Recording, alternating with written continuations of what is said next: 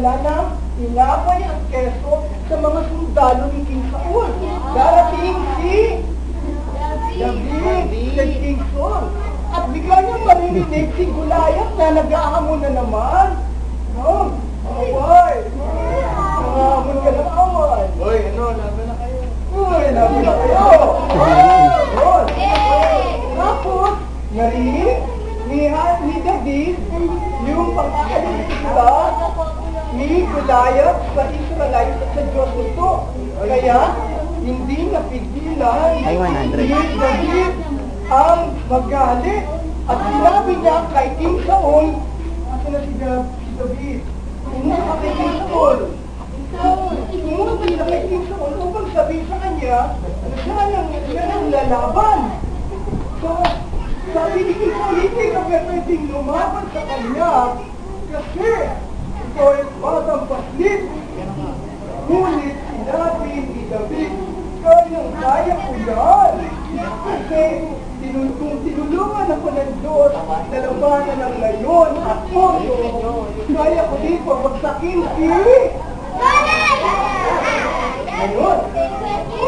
Pagkakaroon si David ay namulat ng 5 bato.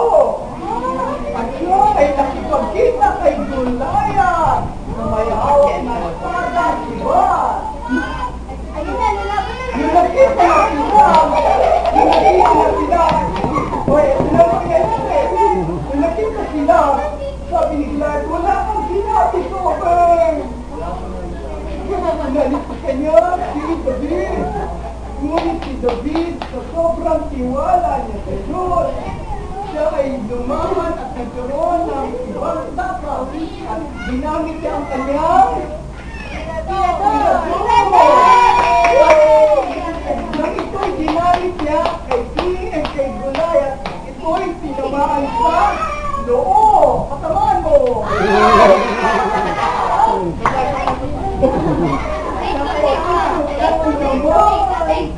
Hindi.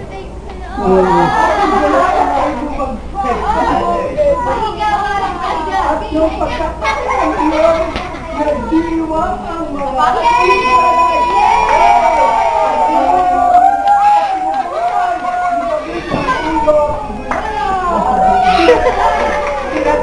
tinagpad! Ang nilugan ng mga Israelite, ang mga Pilipino, at sila